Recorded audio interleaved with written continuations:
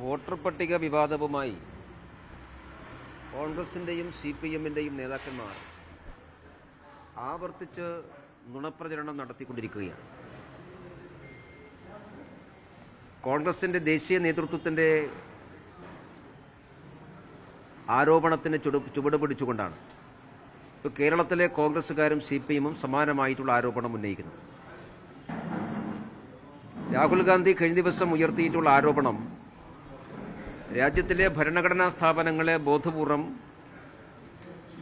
അപകീർത്തിപ്പെടുത്താനും അതിന്റെ വിശ്വാസ്യത തകർക്കാനും വേണ്ടിയിട്ടുള്ള പരിശ്രമത്തിന്റെ ഭാഗമായിട്ടാണ്.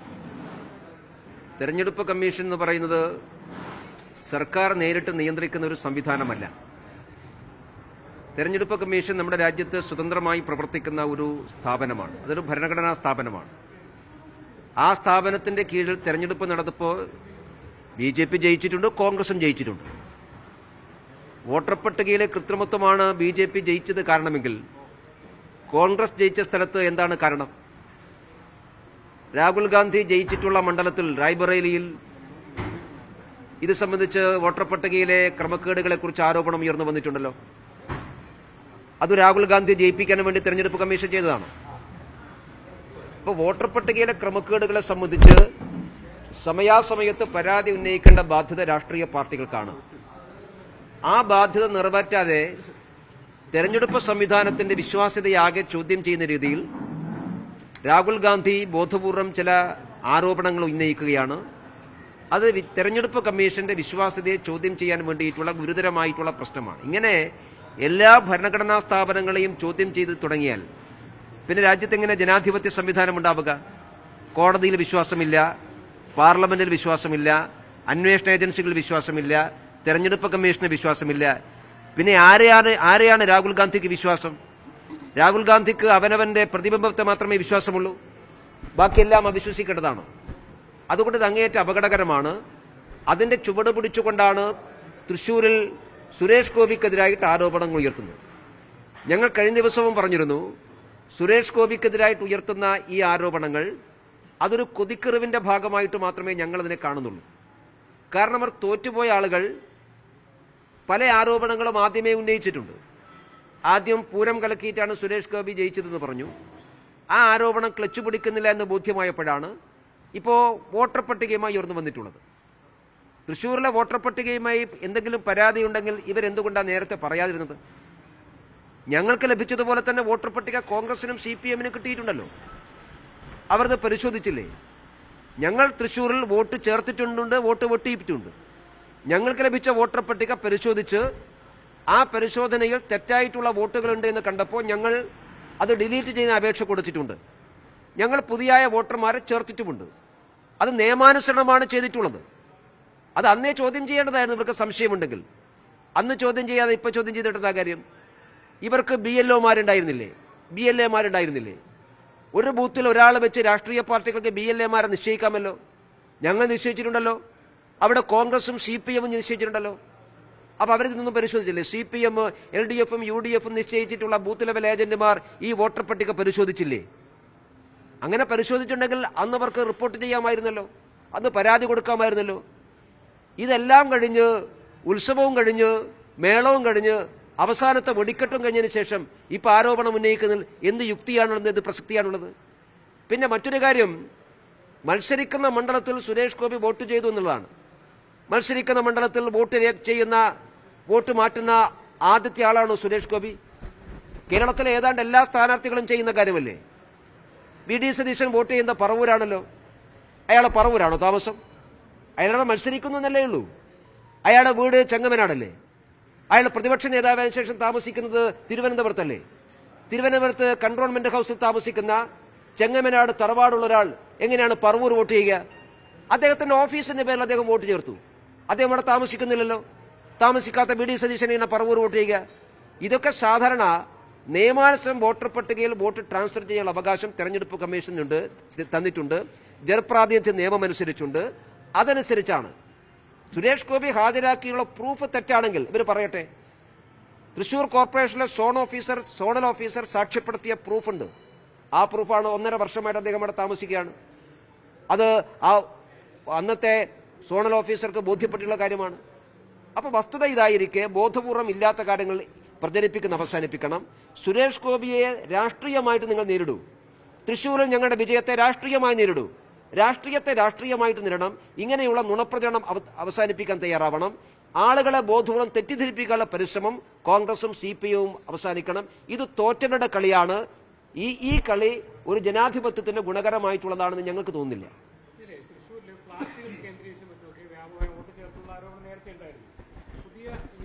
ശേഷം ക്യാപിറ്റൽ വില്ലേജ് എന്ന് പറയുന്ന ഒരു ഫ്ലാറ്റ് പരിശോധിക്കുമ്പോൾ അവിടെ 9 പേര് വോട്ടർമാരുണ്ട്. അവർക്ക് ആർക്കും അറിയാത്തവർ വോട്ടർമാരുണ്ട്. ഇത്തരത്തിൽ നിരവധി ആൾക്കാരില്ലാത്ത ആൾക്കാർക്ക് അറിയാത്ത വോട്ടർമാർ അവിടെ വന്നു. അത് പരിശോധിക്കുമ്പോൾ അവർ ആൾ തിരുവനന്തപുരത്തുള്ള ആളുകളാണ് അങ്ങനെ വരുന്നത്. അപ്പൊ അത്തരം ഒരു സംശയം തോന്നില്ലേ?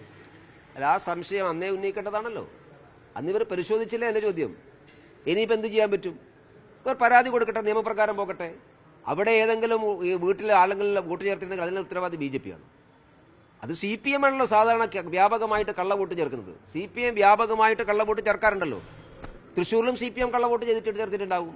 CPMന്റെ സ്ഥിരം പരിപാടിയാണ് വ്യാപകമായിട്ട് കള്ളവോട്ട് ചേർക്കുകയാണ്. കള്ളവോട്ട് എന്ന് പറഞ്ഞാൽ ഒരാൾ 2 സ്ഥലത്ത് വോട്ട് ചെയ്യുമ്പോഴാണ് ജനപ്രാതിനിധ്യ നിയമപ്രകാരം തെറ്റാവുന്നത്. ഇവർ ഇപ്പോൾ ഈ കണ്ടെത്തിയ ആളുകൾ മറ്റെവിടെയെങ്കിലും വോട്ട് ചെയ്തിട്ടുണ്ടെങ്കിൽ ക്രിമിനൽ കേസ് എടുക്കാം. അതെടുക്കട്ടെ. അതിന് BJPയോടാണോ കുറ്റം പറയുക? അതിന് സുരേഷ് ഗോപി അങ്ങനെയാണോ ജയിച്ചത്? 75,000 വോട്ടിനല്ലേ സുരേഷ് ഗോപി ജയിച്ചിട്ടുള്ളത്? ഞാൻ ചോദിക്കട്ടെ, കോൺഗ്രസിന്റെ വോട്ട് കുറഞ്ഞല്ലോ. ശരി, ഞങ്ങൾ കൂടുതൽ വോട്ട് ചേർത്തു. അത് ഞങ്ങൾക്ക് കിട്ടേണ്ട വോട്ടുകൾ. കോൺഗ്രസിന്റെ കുറഞ്ഞ വോട്ട് ഇവിടെ പോയി. കോൺഗ്രസിന്റെ വോട്ടുകൾ കുറഞ്ഞതിന് അവരാരോടാ സമാധാനം പറയുക? നിയമസഭാ തെരഞ്ഞെടുപ്പായി കമ്പയർ ചെയ്യുമ്പോൾ CPMന്റെ LDFന്റെ വോട്ട് കുറഞ്ഞല്ലോ. അതിനവരെ സമാധാനം പറയുക? അത് ഞങ്ങൾ വോട്ടർ പട്ടികയിൽ പേര് ചേർത്തത് കൊണ്ടാണോ ഇവർക്ക് വോട്ട് കുറഞ്ഞത്? ഈ പറയുമ്പോൾ ഒരു ലോജിക്ക് വേണ്ടേ, സാമാന്യ യുക്തിയും ബോധ്യവും വേണ്ടേ ആൾക്കാർക്ക് മനസ്സിലാവാൻ? ഇത് ഒരു വരി വാർത്ത കൊടുക്കുക, ഏതെങ്കിലും ഒരു സംഭവത്തെ പറയുക, എന്നിട്ട് ആ തൃശ്ശൂരിൽ മുഴുവൻ അങ്ങനെയാണ് എന്ന് പറഞ്ഞാൽ സുരേഷ് ഗോപിക്ക് വോട്ട് ചെയ്ത മുഴുവൻ കള്ള വോട്ടർമാരാണെന്നാണോ ഈ LDFും UDFും പറയുന്നത്? ഞാൻ കഴിഞ്ഞ ദിവസവും പറഞ്ഞു, അത് തൃശ്ശൂരിലെ വോട്ടർമാരെ അപമാനിക്കുന്നതിന് തുല്യമാണ്, ജനാധിപത്യത്തെ വെല്ലുവിളിക്കുന്നതിന് തുല്യമാണ്. നിങ്ങൾക്ക് ഏതെങ്കിലും പർട്ടിക്കുലർ ഇഷ്യൂകൾ പരാതി ഉണ്ടെങ്കിൽ പരാതി കൊടുക്കണം. ആ പരാതി കൊടുത്താൽ നിയമപ്രകാരം നടപടി സ്വീകരിക്കും. അതല്ലേ വേണ്ടത്? ഇത്രയും പേർക്ക് ബോധ്യമുണ്ടെങ്കിൽ ഇവർക്കൊരു തെരഞ്ഞെടുപ്പ് പരാതി കൊടുക്കാമായിരുന്നില്ലേ?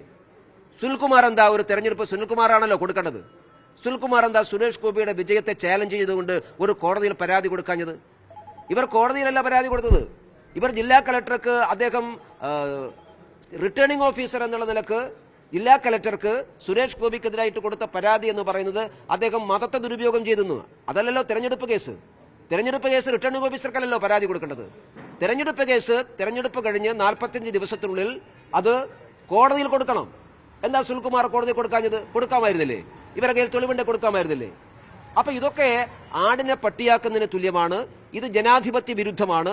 സുരേഷ് ഗോപിയുടെ വിജയത്തിൽ നിങ്ങൾക്ക് ബുദ്ധിമുട്ടുണ്ടെന്ന് ഞങ്ങൾക്കറിയാം നന്നായിട്ട്. ആ ബുദ്ധിമുട്ട് മറ്റു പല രീതിയിൽ നിങ്ങൾ തീർക്കണം, രാഷ്ട്രീയമായിട്ട് തീർക്കണം. വോട്ട് ചെയ്ത ജനങ്ങളെ പരിഹസിക്കുന്ന സമീപനം അവസാനിപ്പിക്കണം.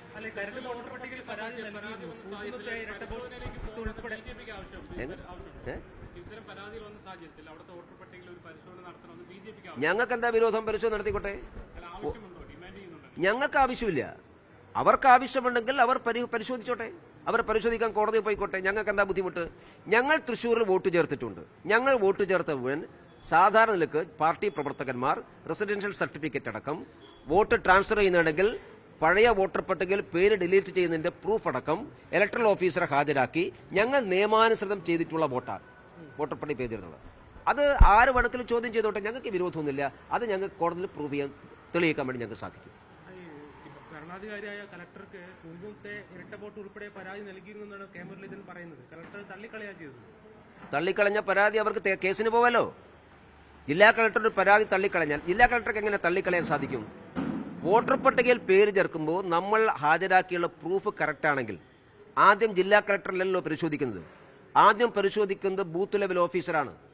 നിങ്ങൾക്കറിയാമല്ലോ വോട്ടർ പട്ടികയിൽ പേര് ചേർക്കുന്നതിന്റെ പ്രൊസീജിയർ എന്താണെന്ന്. നാം അപേക്ഷ കൊടുത്തു കഴിഞ്ഞാൽ ബൂത്ത് ലെവൽ ഓഫീസറെ തെരഞ്ഞെടുപ്പ് കമ്മീഷൻ ചുമതലപ്പെടുന്നു. എങ്ങനെ ചുമതലപ്പെടുത്തുന്നു? തെരഞ്ഞെടുപ്പ് കമ്മീഷൻ നേരിട്ട് ചുമതലപ്പെടുത്തുകയല്ല, സംസ്ഥാന സർക്കാർ നിശ്ചയിക്കുന്ന ആളെ കൊടുക്കുകയാണ്. തൃശ്ശൂർ ഞങ്ങൾ പരിശോധിച്ചു. തൃശ്ശൂരിൽ ബൂത്ത് ലെവൽ ഓഫീസർമാർ മുഴുവൻ LDFന്റെ ജീവനക്കാരായിരുന്നു. പ്രത്യേകിച്ചും അവിടുത്തെ ഭൂരിപക്ഷം ബൂത്ത് ലെവൽ ഓഫീസർമാരും ജോയിന്റ് കൌൺസിലിന്റെ നേതാക്കന്മാരായിരുന്നു. CPയുടെ NGO വിഭാഗമായിട്ടുള്ള ജോയിന്റ് കൌൺസിലിന്റെ ആളുകളാണ് മഹാഭൂരിപക്ഷവും BLOമാരുണ്ടായിരുന്നത്. ബാക്കി NGO യൂണിയൻ ആളുകളായിരുന്നു. അപ്പൊ അവരിത് കണ്ടുപിടിച്ചില്ലേ? അവരിത് പരിശോധിച്ചില്ലേ? അവർ കൂടി പരിശോധിച്ച് അവർ സാക്ഷ്യപ്പെടുത്തിയാലല്ലേ വോട്ട് കിട്ടൂ. വോട്ടർ പട്ടികയിൽ പേര് വരണമെങ്കിൽ BLO സാക്ഷ്യപ്പെടുത്താതെ വോട്ടർ പട്ടികയിൽ ആര് വിചാരിച്ചാലും വോട്ട് രേഖപ്പെടുത്താൻ സാധിക്കില്ല. മഹാഭൂരിപക്ഷം NGO യൂണിയന്റെ ആളുകളടങ്ങിയ BLOമാർ സാക്ഷ്യപ്പെടുത്തിയ വോട്ടർ പട്ടികയെ, ജോയിന്റ് കൌൺസിലിന്റെ നേതാക്കന്മാർ സാക്ഷ്യപ്പെടുത്തിയ വോട്ടർ പട്ടികയെ സുനിൽകുമാർ ചോദ്യം ചെയ്താൽ അതിന്റെ അർത്ഥം സുനിൽകുമാർ സ്വന്തം ട്രേഡ് യൂണിയൻ നേതാക്കന്മാരെ ചോദ്യം ചെയ്യുന്നു എന്നാണ് മനസ്സിലാക്കേണ്ടത്.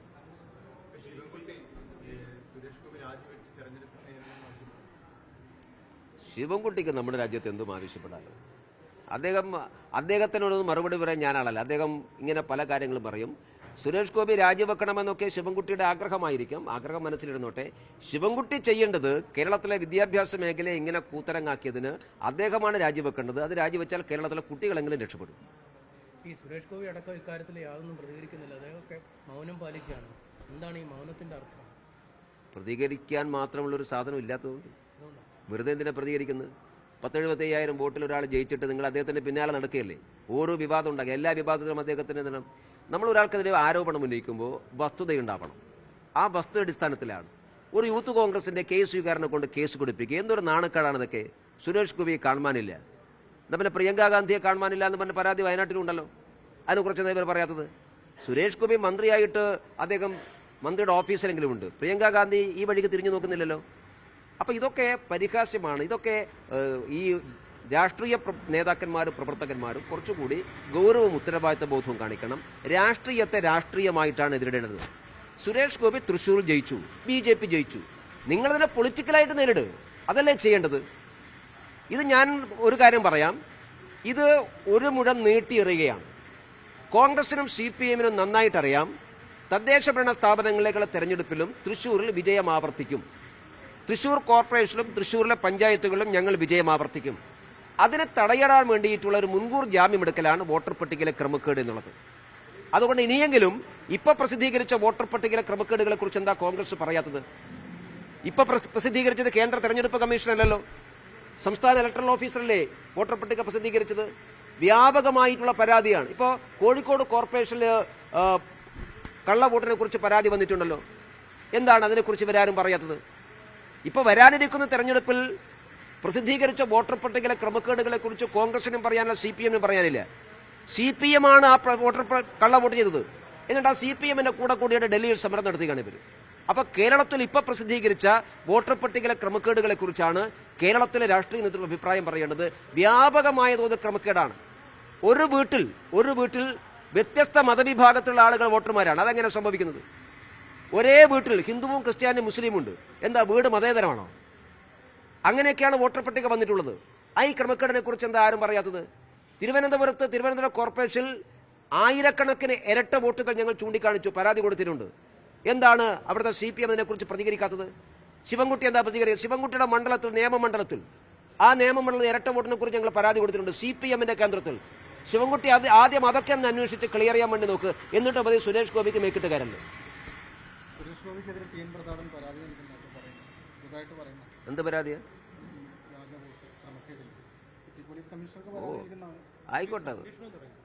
ആയിക്കോട്ടെ, പരാതി കൊടുത്തോട്ടെ, അന്വേഷിക്കട്ടെ, എന്താ ബുദ്ധിമുട്ട്? സുരേഷ് ഗോപിക്ക് എത്ര പരാതി ഇവർ കൊടുക്കുന്നത്?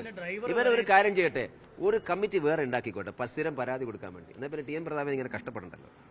ഈ ഡ്രൈവറൊക്കെ പോലും വന്ന് വോട്ട് ചേർത്ത്, അതൊക്കെ ധാർമ്മികമായ പോലും ശരിയാണോ? ഞാൻ താമസിക്കുന്ന സ്ഥലത്തല്ല എന്റെ ഡ്രൈവർ ഉണ്ടാവുക. ഞാനൊരിടത്തും ഡ്രൈവർ വേറെടുക്കുക. അതെങ്ങനെ എനിക്ക് മനസ്സിലാവുന്നില്ല.